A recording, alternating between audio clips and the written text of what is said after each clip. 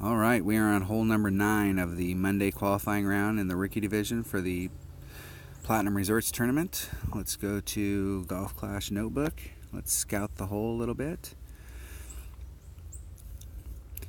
All right. First of all, we're going to need an extra mile, and we're going to need a big dog. And what we're going to do is we're going to try and get out here as close to 400 yards as possible. We need to be at 400 yards. And if we take a 5 power ball, we need to be at 4. If we take a 4 power ball, it's going to make our lives a little bit tougher. And what we're doing is a rough bump. We're bumping it through this rough and trying to get onto the hole. So this is a very difficult hole to do.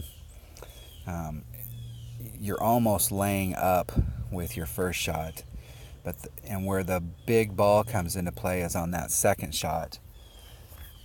So let's see what we have for balls that we could use here. The last time we played this in a tournament, I used a gear ball, and the hole becomes fairly easy. But I only have 5 of them left. And it's a 2-wind 5 power ball. We could use either the Prestige ball or the Origin ball, which are the same, 1, 3, 4. 1, 3, 4. So we could use either one of these 2 balls. We could use a little bit of that wind on that second shot, because if they play it with a tailwind, we could pick up a little bit, let the wind do a little bit of the work for us. But this hole is very easy with a 5 power ball. So, I mean, our other choice for a 5 power ball is a Berserker. And I hate to waste my Berserkers. I'm going to try it with a 4 power ball, and we'll see what we can do with a 4 power ball the first time, and if we don't like it as the week goes on, we'll have to switch to a 5 power ball. And we won't really know whether it works for us or not until we get to the second shot. That's the problem. So I think I am going to just use my gear ball. That's why I have them. Those are really the only 2 clubs. These 2 clubs right here are the only 2 clubs that we're going to need on this.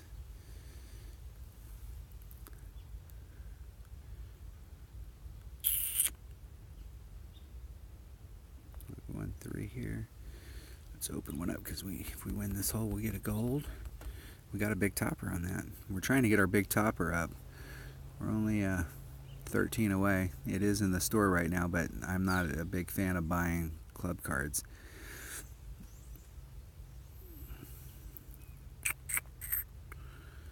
All right, here comes hole number 9. This is a tough hole in any division that you play, and it's all about that second shot. It's all about putting yourself in a spot where you can hit that second shot. And this drive shot here plays just a little bit downhill, so we want to try and give it everything it's got, and we want to try and cheat it up as much as we can towards the top. It works out better if you're down in here, and we want to stay 2 rings back. So it's 3-1, so that's about a ring and a half.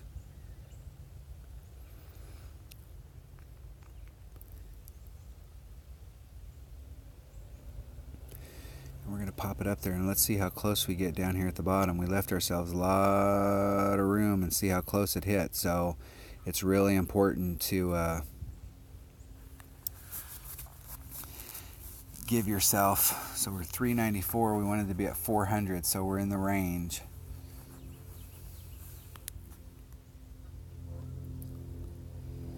And the lower you get down here, you can shorten up the distance. So if you're at 400 and you're up high, like up here, it's about the same as being about where we're at down here, because it cuts the angle. And the whole reason that we tried to cheat it up high is that we want the distance from our pad to the first bounce to be as much of the club as possible, so that it carries that momentum on that second bounce. So if you're doing a layup shot like he's doing and you're in the middle down there, his second bounce is not going to be as long as ours was. And that right there is the death of this hole. That's why you don't want to, you want to be 2 rings back. The hole drops there. Okay, I'd like to be just a little bit farther up. We're going to go 5.5.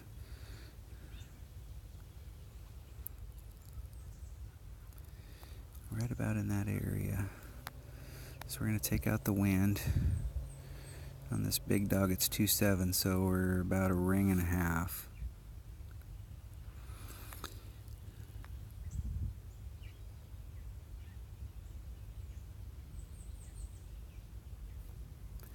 And perfect, and see if we put enough topspin on there to bounce us through that rough.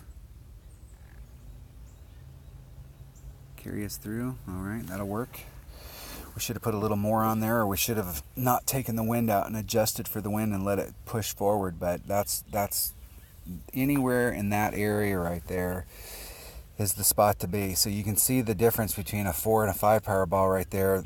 The 4 power ball, we would have had to use all the wind to help push us forward. We would have been pushing too far up and we would have had to use all of our topspin. So you can do it with a 4 power ball, but the goal is to try and not have to do any overpower here. You want to let the club and the ball that you brought do the work and not have to use any overpower.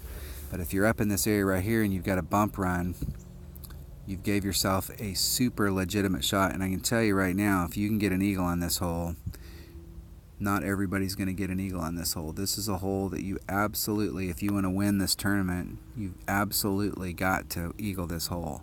Both times. Oh.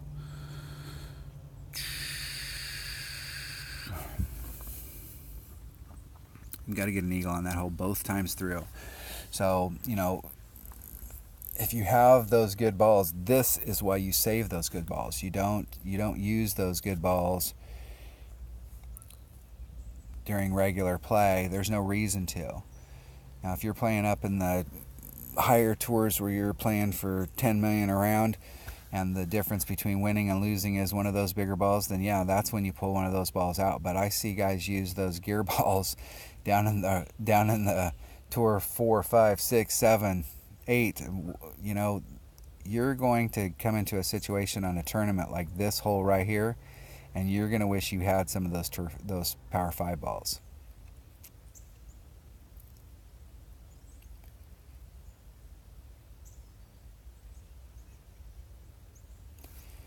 All right, we helped our opponent out there. Secured our opponent in a birdie.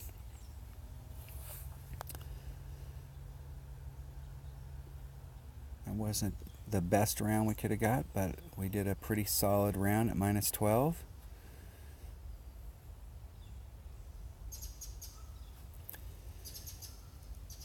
I think it's at the top of the charts. Just kind of doing a little recap here. I think I'll shoot a separate video for that.